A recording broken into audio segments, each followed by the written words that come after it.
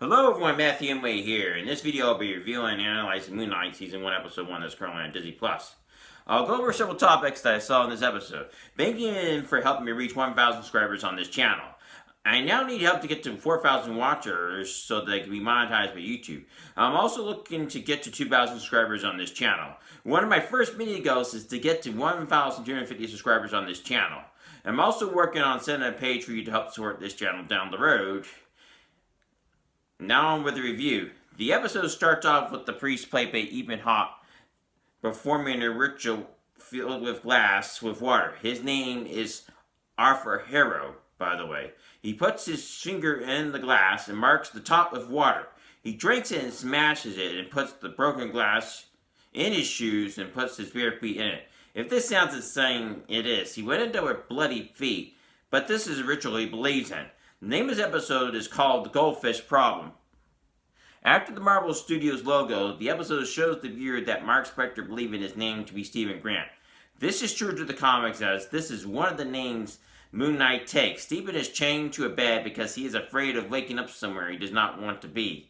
This makes sense that Stephen believes himself to be crazy and not always know where he'll end up.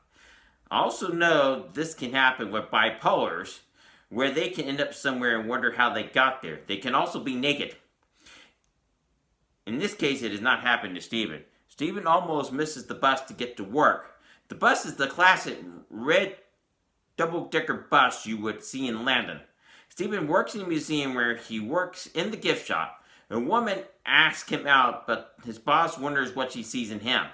Stephen leaves late and is eating a sandwich in front of a statue, and he tells the statue that if having to use English wrench would throw a woman off. He gets home late and feeds his goldfish and heads off to bed. Stephen later wakes up and finds himself in the Alps, and he wonders how he got there. He has an object which is called a syrup in his hand, and Kenoshi tells him to run. He later ends up in a village where he watches a priest who calls himself Arthur Harrow, who serves the goddess Amet, perform a ritual. He sees him forgiving a man, but a woman later ends up being killed because the scales did not go in her favor. Kenoshi tells him to run and not to give the man the syrup. Stephen later escapes in a cupcake truck. It ends up being a funny scene where he is driving this vehicle in the mountains on curved roads and it's hard to navigate. He has a bunch of cars after him. He has someone jump in the car and he must get that person out. He keeps going from one person to another. Stephen goes to Mark back to Stephen and turns the personality. What I mean by going back from one person to another, he's going back from that personality to his other personality. So, since he has a multiple personality disorder, it shows the multiple personalities he has. He would look like he is crazy, but he is not. The comic says if psychologists will classify him with dissociative identity disorder. Stephen ends up at home and he takes the goldfish back to the pet store. The store cook told him that she is tired of people coming in and telling her that they know more about fish. Fish tend to have two fins, she says, so don't keep telling me about fish. I'm tired of people who think because they saw Finding Nemo that you know about fish. Yes, Finding Nemo was mentioned in this show, which, by the way, in The Clerk, that you can watch on Disney+. Stephen later ends up at the museum, and he later encounters the priest he saw in the village in the Alps, which is played by Ethan Hawke, whose name is Arthur Harrow, by the way.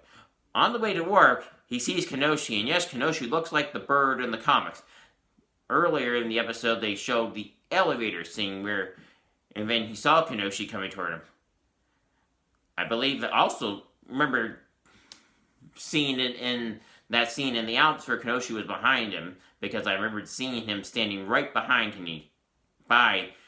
Stephen, by the way.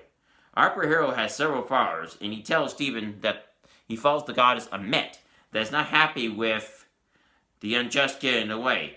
He made this comparison. Would you wait to weed the garden after the weeds kill the garden? No, you get the weeds out. That's what he's saying about wanting to get these people out before they can cause problems.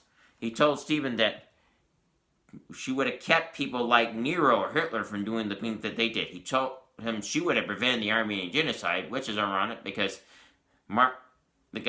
the guy who's playing Stephen Grant, Mark Spector, was in a movie called The Promise, which you can probably find on Amazon, by the way. And I'll leave a link at the bottom of the video so you can watch that movie, because that's based off of the Armenian genocide. He told Stephen that there is chaos in him. He let Stephen go, and he told his followers not to go after him. Stephen later gets attacked by a bunch of creatures that are Egyptian gods. He heard a dog barking. My brother mentioned that he saw something that looked like a bat. I didn't see it, but he did, so that's why I changed. I was going to originally say dogs, but then I realized if it's a bat, then it's not all dogs, obviously. So they're a bunch of creatures, like bats, dogs, or anything you could think of. He runs in the restroom of the museum, and he must get help. He sees himself in the mirror, but he's talking like Mark. Mark sounds like very much like Poe Dameron in his demeanor, since ironically Isaac played that character, as you know, in Star Wars, which you can also watch on Disney Plus. All the sequel trilogy of Force Awakens, The Rise of Skywalker. Mark tells him, "You must let me take over." He lets him, and he becomes Moon Knight to get him out. The episode ends up with Mark or Steven in the Moon Knight suit, and it looks awesome. My brother points out that it looks like a mummy, and I happen to agree with him. I said that, and knowing that I'm seeing that all this does borrow from Egyptian mythology. Please consider checking out my website, www.matthewreviewer.com, and what means helped me, inspired me to start a YouTube channel. You can also read the reviews as well as watch the YouTube reviews in the blog post. Thank you. I give this a 10 out of 10 rating. I thought this episode was well done. I thought it was faithful to the comments. I also review a series that is currently on Disney Plus called Parallels. It has 6 episodes and they average no more than 40 minutes. Watch them as I will review this series in the next video. If you enjoyed this video, please like and subscribe to my channel. Please hit the notification bell to be notified of any videos that come on the channel. Please let me know what books, movies, and TV shows I review next in the comment section below. Please share this to your friends, my channel can grow. Thank you and have a wonderful day.